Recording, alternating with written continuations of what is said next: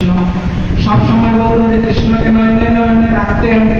আর কলিযুগ জীবকে বলছেন তোমরাও আমার মতো ভগবানকে নয়নে নয়নে রাখো, প্রত্যেকে নয়নের ভিতরে রাখো, তখন তোমাদের কৃষ্ণ কৃপা হয়ে যাবে। এই কথা বলছে।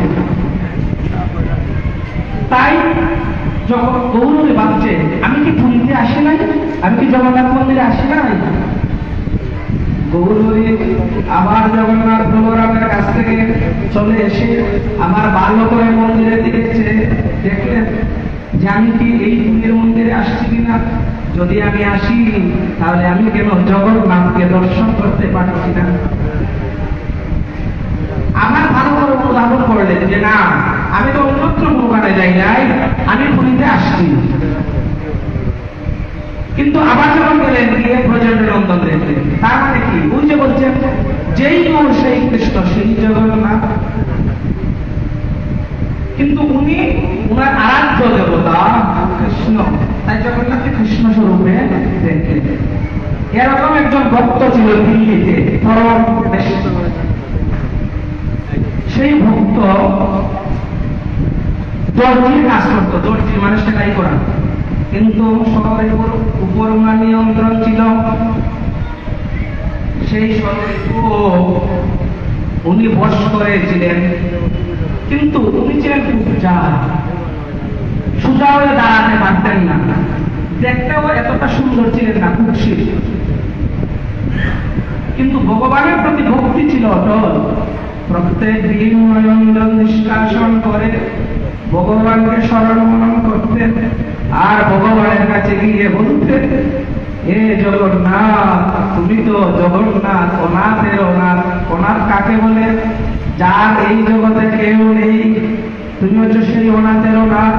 জগন্নাথ দীনবন্ধু, যার কেউ নেই তার তুমি আছো, তোমার চোখ দুটি ভুল, তোমার কাছে উচ্চ নিচ ভেদাভেদ নাই, সবাই তোমার কাছে সমান। তাই আমার তুমি ছাড়া আমার আর কেউ নেই, আমি ছাড়া তোমার অনেক আছে, কিন্তু তুমি ছাড়া আমার আর কেউ নেই। প্রত্যেকদিন নয়ন নিষ্কাশন করে জগন্নাথকে ডাকতেন, আর জগন্নাথকে নয়নে নয়নে রাখতেন, দর্জির কাজ করতেন। কিন্তু ওই যে একটি কথা আমরা বলি, হাতে করো হাতের কর্ম মুখে বলো হয়, অনায়াসে দিতে পারবে ভব সিন্ধু পার।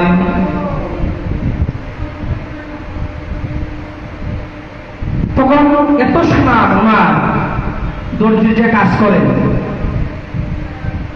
ওই সুনামের জন্য দিল্লির যে বাদশাহ, যে রাজা, উনার যে কাপড় যেগুলো সেলাই করে, উনি মনস্থ করলেন যে আমি কার কাছে দেবো, সেই পরমেশ্বরের কাছে দেবো। তখন মণি, হীরা মানি, মণিমুক্তা খচিত দাগি কাপড় উনার রাজকর্মচারী দিয়ে সেই পরমেশ্বরের কাছে পাঠালেন, ওই কাপড়ে দুটি বালিশ তৈরি করার জন্য। কিন্তু ওই দুটি কাপড় যখন নিয়ে আসছেন, এই হীরা মানি মণিমুক্তা দিয়ে অতি মূল্যবান কাপড় দুটি বালিশ বানানো হবে, সেই দিল্লির রাজার আদেশ। তখন উনি মনে মনে ভাবছেন এই বালিশ খুব সুন্দর হবে, কিন্তু এটা এত দামি কাপড়, এটা এই রাজাকে মানাবে না।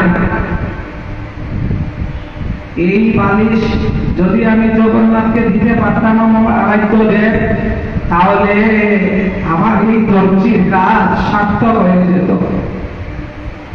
এটা জগন্নাথের জন্য এত দামি, এটা রাজা কেমন করে ব্যবহার করতে পারে, একজন সাধারণ মানুষ এত দামি কাপড়, এটা তার মানায় না, এটা জগন্নাথকে যদি দিতে পারতাম। বিশ্বাস করে যেদিন এই কাপড়টি উনার দর্শন হয়েছে, ওই দিন থেকে সবসময় ভাবে আমাকে তুমি এমন একটি করে জন্ম দিয়েছ, আমি যে এই রাজার যে কাপড়, এই কাপড় যে ক্রয় করে তোমাকে একটি বালিশ বানিয়ে দিব, এরকম তো আমার কোনো ক্ষমতা নেই। আমাকে এত নিচু করে দিয়েছ, কিন্তু আমি তো সেলাইয়ের কাজ করি, কিন্তু আমি এই বালিশ কেমন করে রাজাকে আগে ব্যবহার করতে দিই, তোমাকে না দিয়ে আমি এটা কোনোদিন পারবো না।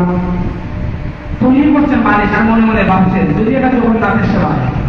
ওই যে প্রত্যেকে ভাবতে ভাবতে তখন রথযাত্রার সময় আসলো।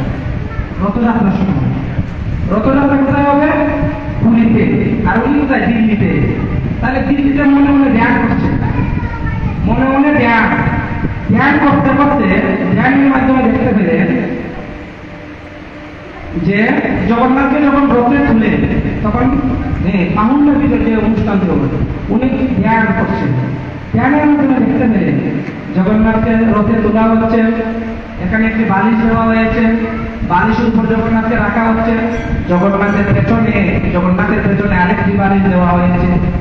হাজার হাজার ভক্ত আজ আসছেন সেই জগন্নাথকে দর্শন করার জন্য। রথের গমন বামন দুষ্ট পরিমাণ জন্ম নদীর রথে, সেই রথে যদি জগন্নাথ বলার সুভদ্রাকে দর্শন করা হয় তাহলে আর পুনর্জন্ম হয় না। এই যে দড়িটা কি স্বরূপ? কৃষ্ণের যে মুরলী, তারপরে কৃষ্ণের যে মুরলী, আর বেটা যুগে রামচন্দ্রের যে কীর্তনু, ওই কীর্তনু এবং মুরলী যে দড়ি, রথের দড়ি হয়ে জন্মগ্রহণ করছে, সেটাই দড়ি। তাই রথের দড়ি যখন স্পর্শ করবেন তখন ভগবান খণ্ড হয়ে যাবে। এইগুলো দেখতে পেলেন, অর্থাৎ দেখতে পেলেন যে বালিশের উপরে জগন্নাথকে রাখা হয়েছে, ওই বালিশটি ছিঁড়ে গিয়েছে, বালিশটি ছিঁড়ে গিয়েছে। তখন পরমেশ্বর ভাবলেন যে এই বালিশটি যেহেতু ছিঁড়ে গিয়েছে, জগন্নাথ অনন্ত রূপে ব্রহ্মাণ্ডের মালিক, তাহলে ওই যে রাজার দুটি বালিশ আমি তৈরি করেছি, ওই জায়গা থেকে একটি বালিশ দিয়ে দিয়ে জগন্নাথকে রাখার জন্য। তখন একটি বালিশ দিয়ে দিলেন জগন্নাথের জন্য। যখন দিয়ে দিলেন তখন সুন্দর করে জগন্নাথের রথযাত্রা অনুষ্ঠান হল। কিছুক্ষণ সময় পর এই অনুষ্ঠান দর্শন করার পর পরমেশ্বর কিছুক্ষণ পর যখন বাহ্য দৃষ্টি ফিরে এলো, তখন দেখতে পেলেন পরমেশ্বর এখানে দুটি বালিশের জায়গাতে একটি